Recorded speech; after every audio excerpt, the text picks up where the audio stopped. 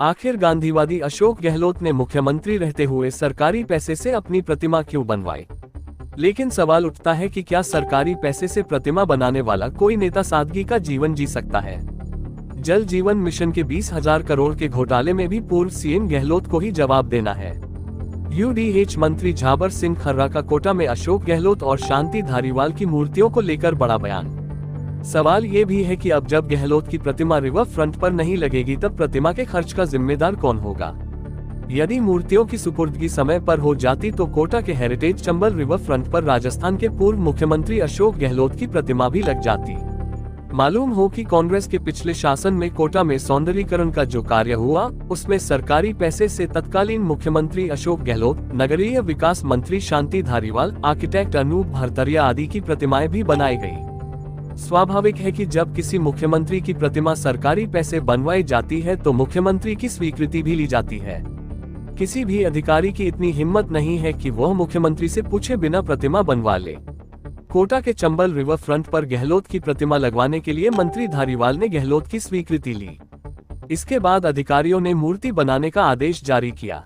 गहलोत और धारीवाल की प्रतिमाएं पिछले कांग्रेस शासन में ही स्थापित होनी थी, लेकिन प्रतिमाओं की सुपुर्दगी समय पर नहीं हो सकी। विधानसभा चुनाव की आचार संहिता लग जाने के बाद प्रतिमाओं को रिवर फ्रंट पर स्थापित नहीं किया जा सका, इसलिए अब गहलोत की प्रतिमा कोटा के रिवर फ्रंट के स्टोर में पड़ी हुई है।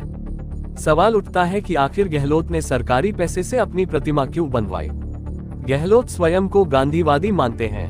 गहलोत ये दावा करते हैं कि वे सरल और सादगीपूर्ण जीवन जीते हैं।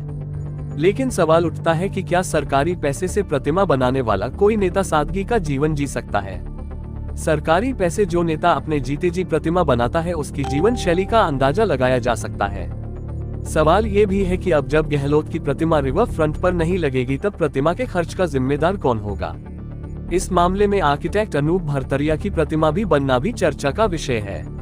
भरतरिया को पेशेवर आर्किटेक्ट है। जब उन्होंने अपनी इंजीनियरिंग का मेहनताना सरकार से वसूल लिया तब प्रतिमा क्यों बनाई गई? अच्छा हो कि भरतरिया की प्रतिमा पर खर्च हुई राशि अब भरतरिया से ही वसूल की जाए। कोटा के चंबल रिवर फ्रंट पर करोड़ों रुपए का जो खर्च हुआ उसमें भ्रष्टाचार के गंभीर आरोप लगे हैं। धारीवाल ने नगरीय विकास मंत्री रहते हुए कोटा नगर सुधार न्यास के फंड से ही करोड़ों रुपया खर्च करवा दिया। जल जीवन मिशन योजना के भ्रष्टाचार पर भी गहलोत जवाब दे।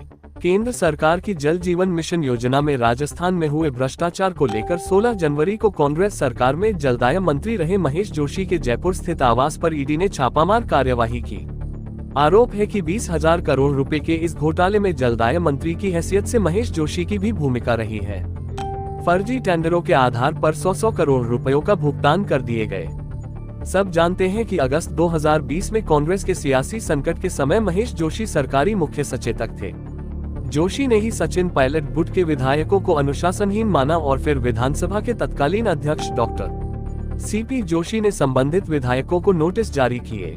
इतना ही नहीं, महेश जोशी ने ही पायलट समर्थक विधायकों के विरुद्ध पुलिस को शिकायत दी। इस शिकायत के आधार पर ही विधायकों के विरुद्ध देशद्रोह का मुकदमा दर्ज हुआ। कहा जा सकता है कि अशोक गहलोत को मुख्यमंत्री बनाए रखने में महेश जोशी की खास भूमिका रही।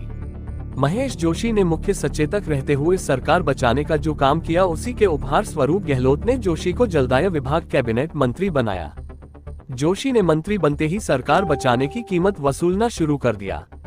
अब महेश जोशी का कहना है कि उन्हें राजनीतिक द्वेषता की वजह से फंसाया जा रहा है। सवाल उठता है कि जब इतने बड़े पैमाने पर भ्रष्टाचार हो रहा था तब जलदाय मंत्री की हैसियत से महेश जोशी चुप क्यों रहे? जानकारों की माने तो जल जीवन मिशन के भ्रष्टाचार की जानकारी अशोक गहलोत को भी थी, लेकिन गहलोत भी चुप रहे। अब जब ईडी ने 20,000 करोड़ रुपए का घोटाला उजागर किया है तब पूर्व सीएम की हैसियत से गहलोत को भी जवाब देना चाहिए।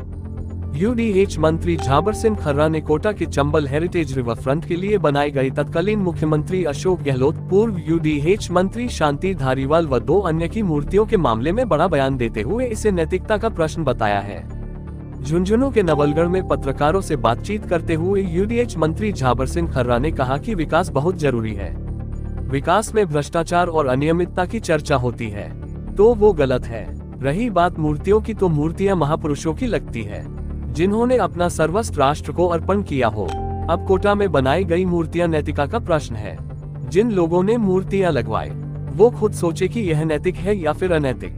वे इससे ज्यादा इस मामले में कुछ नहीं कहना चाहते।